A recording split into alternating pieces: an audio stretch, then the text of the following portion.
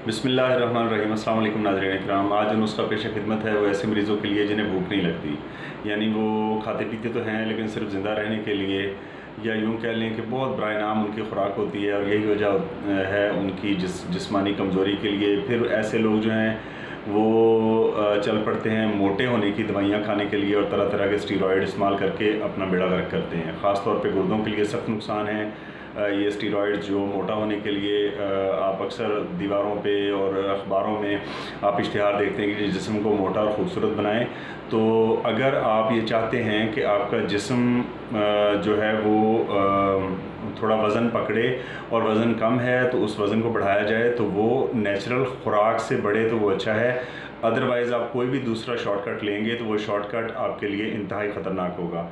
तो इसमें बिल्कुल सादा से 3 अज़्ज़ा हैं, मैं आपको तारफ़ करवा देता हूँ। आप अच्छी तरह देख लें, नोट कर लें और इस दवा को बना के इस्तेमाल करें। इससे आपकी भूख बहुत अच्छी हो जाएगी, आपका हाज़मा बेहतर हो जाएगा। जैसे आपको भूख लगना शुरू हो तो आप अच्छी और बेहतरीन और सादा ग़िज़ा लें।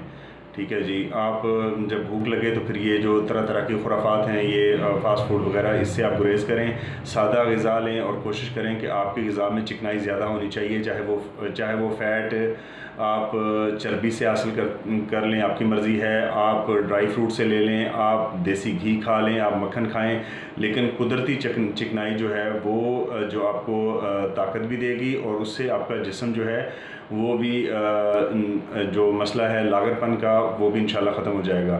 तो अज़्ज़ा का तारुफ़ करवाता हूँ, आप अच्छी तरह देख लें और नोट कर लें। जी नाज़रीन इकराम, अज़्ज़ा नोट फरमाएँ। सबसे पहले है जी अजवाइन देसी, साफ़ सुथरी लें और इसमें कीड़ा वगैरह ना लगा हुआ हो। मिट्टी वगैरह से इसको साफ़ कर लें, अच्छी तरह बारीक छलनी से इसको छान लें। ठीक है। दूसरे नंबर पे है जी हमारे पास सौंफ। ठीक है। और तीसरे नंबर पे है पनीर डोडी। अच्छा, पनीर डोडी को जैसे आप देख रहे हैं कि ये इस तरह की डोडियाँ होती हैं। जब इनको इस तरह से हम तोड़ते हैं तो इसके अंदर से ये कुछ ऐसी दवा जो है वो बीज इसके वो निकलते हैं गोली की शक्ल में। तो ये वो हैं निकले हुए। ठीक है जी। तो ये इसको आप चौथा जुज़ नहीं समझिएगा। अज्जा 3 हैं, लेकिन पनीर डोडी का बाहर वाला छिलका हम इस्तेमाल नहीं करेंगे, अंदर वाले बीज इस्तेमाल करेंगे। तीनों अज्जा बराबर वज़न में इस्तेमाल होंगे। ठीक है। आप इनको बराबर वज़न में लेके मिक्स करके पीस लें या पीस के मिक्स कर लें, आपकी मर्ज़ी है। ठीक है। और ये हाफ़ टी स्पून यानी चाय वाला जो छोटा चम्मच है वो आप दिन में 3 बार खाने के बाद, खाने के तकरीबन पौने घंटे के बाद ताज़े पानी से लें। इंशाल्लाह आपको भूख ना लगने वाला जो मसला है वो हल हो जाएगा। जी नाज़रीन इकराम, आपने नोट फरमा लिए। ठीक है। तरकीब तैयारी भी आपने समझ ली, मिक़दार खुराक भी आपने जान ली। तो लगातार आपने इसको 6 से 8 हफ़्ते पाबंदी से इस दवा को इस्तेमाल करना है। इंशाल्लाह इससे आपके मैदे को तक़वियत मिलेगी, मैदा क़ुव्वत पकड़ेगा और भूख भी ठीक ठाक लगेगी। इससे आपको गैस कब्ज़ का मसला जो है वो भी इंशाल्लाह आपका हल हो जाएगा। तो मिलते हैं इंशाल्लाह अगली वीडियो में। तब तक अपने गिरदोनवा में रहने वाले तमाम लोगों का और अपने चैनल का ख्याल रखें। अल्लाह हाफ़िज़।